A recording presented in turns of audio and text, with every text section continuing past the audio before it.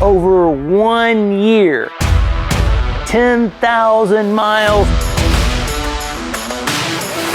and 3 oil changes later, we've got real-world results for Pennzoil Ultra Platinum. Hi, I'm Lake, the Motor Oil Geek. Let's jump right into it.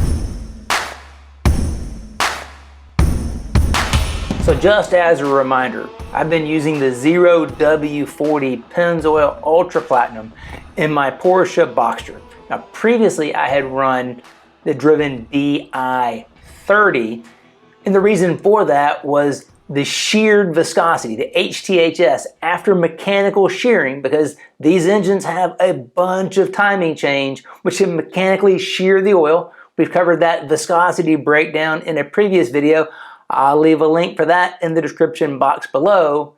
That sheared viscosity of the Driven DI30 actually matched very closely to the factory fill Mobil 1 0W40. So we wanted to see how the Pennzoil Ultra Platinum 0W40 compared to our reference oil for this engine, which was the Driven DI30. To do that, we had to flush out the Driven DI30. So we did that by using the Pennzoil Ultra Platinum 5W30 as the initial flush, just to make sure we got out all the residual Driven DI30. Then we filled with the Pennzoil Ultra Platinum 0W40, and we did that twice. This engine uses a quart of oil about every 2,500 miles, and we really didn't see a big difference in oil consumption between the Driven DI30 or the Pennzoil Ultra Platinum products. If anything, maybe that 0W40 Pennzoil Ultra Platinum actually may have been a little bit better than the other oils. So there's only 1 quart of makeup oil for each of these samples. So let's talk about makeup oil just for a minute. If your engine is consuming oil at a high rate, let's say a quart per 1,000 miles.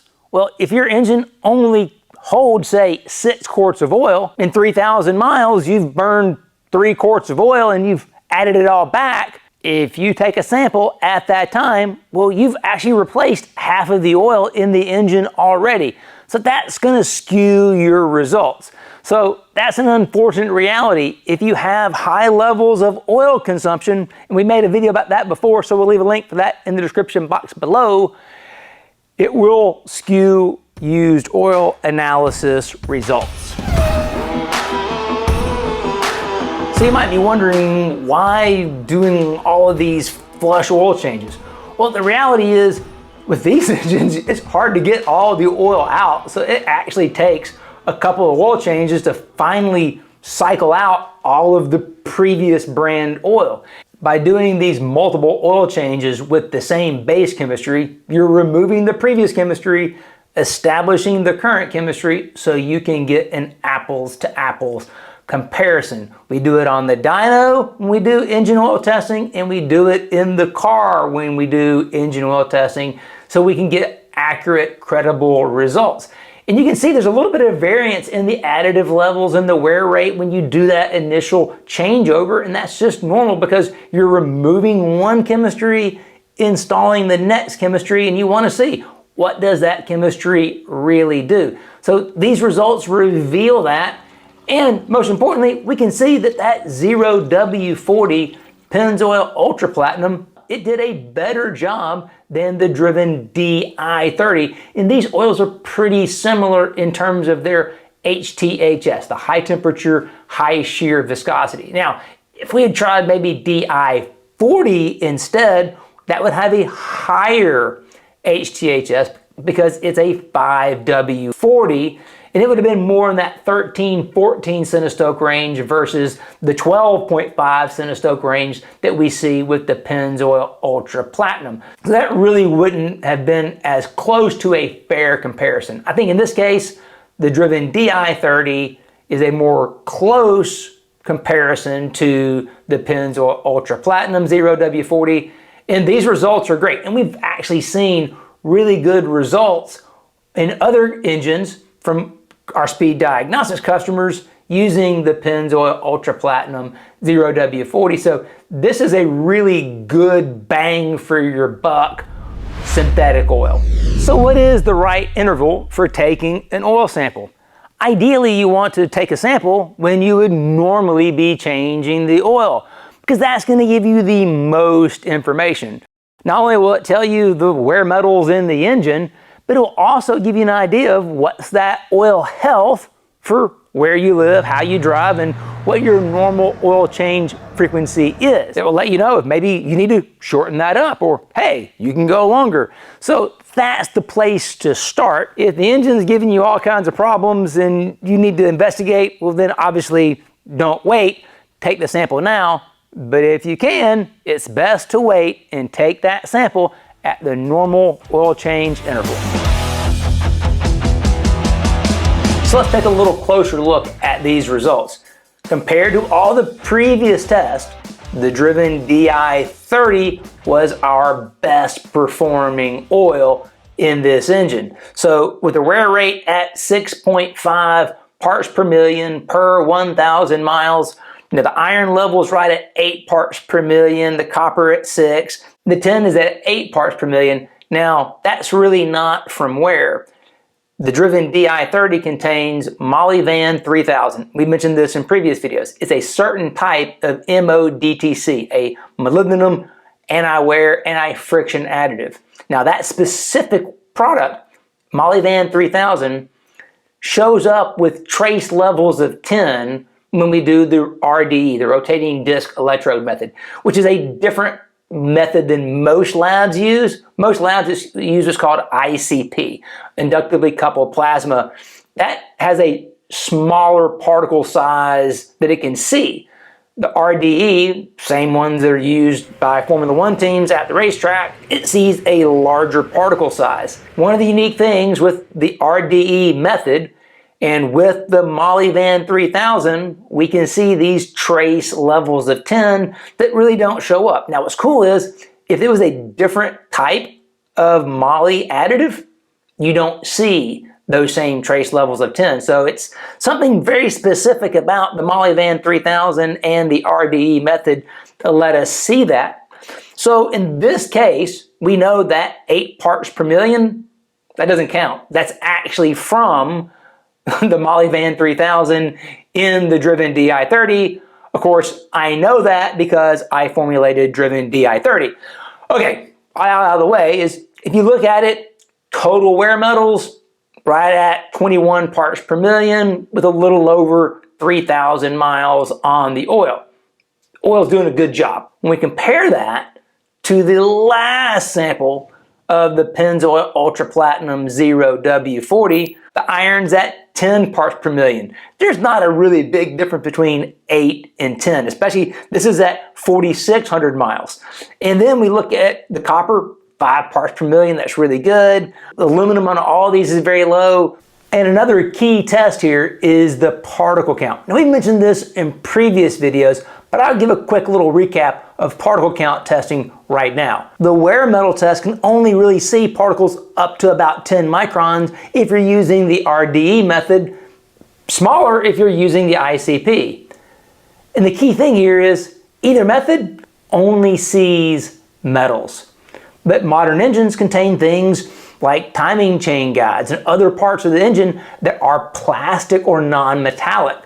So the particle count is a great way of actually seeing what's happening with not only particles that are non-metallic, it's also letting you see particles larger than 10 microns. So these numbers, these 3 numbers, are particles larger than 4 microns, larger than 6 microns, and larger than 14 microns.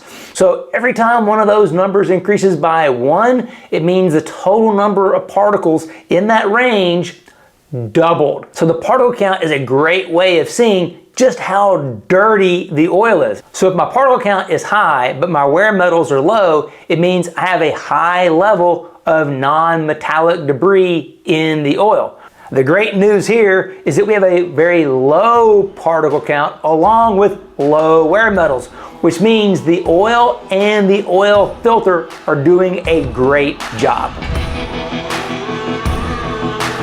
There are trace levels of copper, tin, and lead in all of these samples. I have a little heavy foot sometimes, so none of these are bad.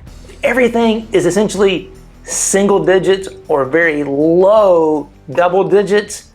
These are great results. There's really not a giant difference here. And the good news, the Pennzoil Ultra Platinum got us to 5 parts per million per 1,000 miles on the wear rate. Now 5.4, that's close enough for government work. It's good, right? So this oil did a great job. And I can tell you, Pennzoil Ultra Platinum 0W40 costs a lot less than Driven Di30 does.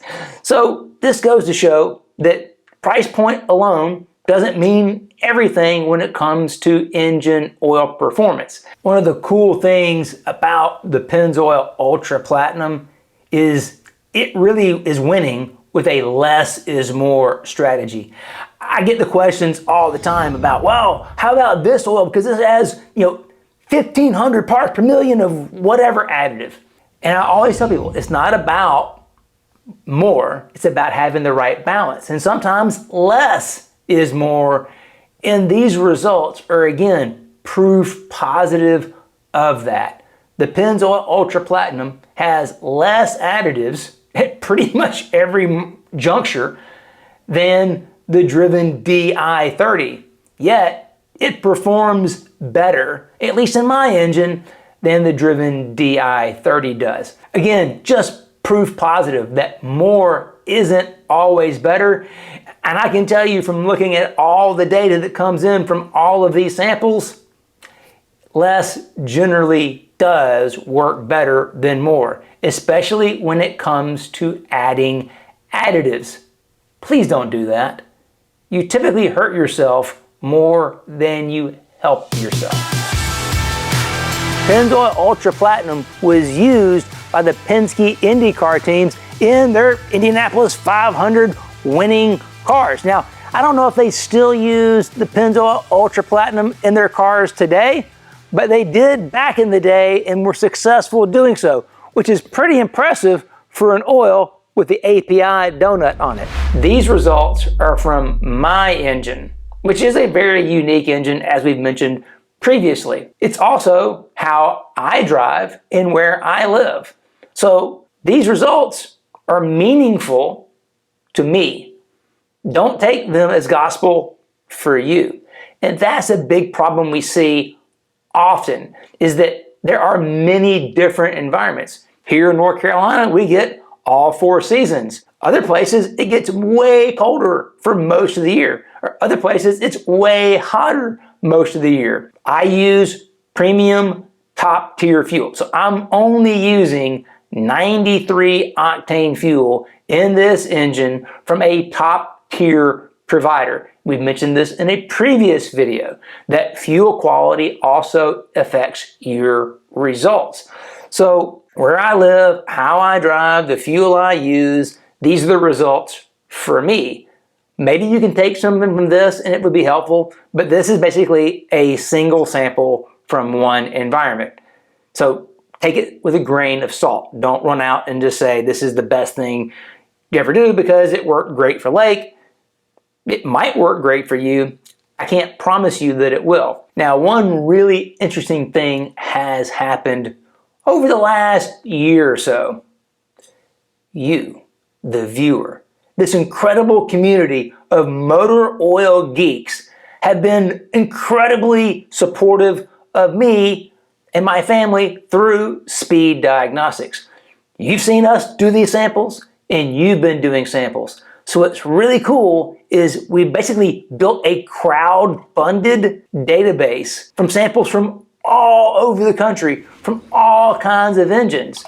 So while these results from my engine are helpful, but they are limited in scope, the data that you guys have helped to generate, we're going to begin to show in future videos. And because that's multiple samples from all around the country, that data will be more instructive and beneficial. So make sure you hit that subscribe button, turn on the bell notifications, because you don't want to miss some of these future videos when we begin to unpack the big data that you helped create. Thank you again so much for not only watching the channel, supporting us via Speed Diagnostics, and stay tuned because we're going to start to give back those results that you helped create. Until then, check out one of these and we'll see you next time.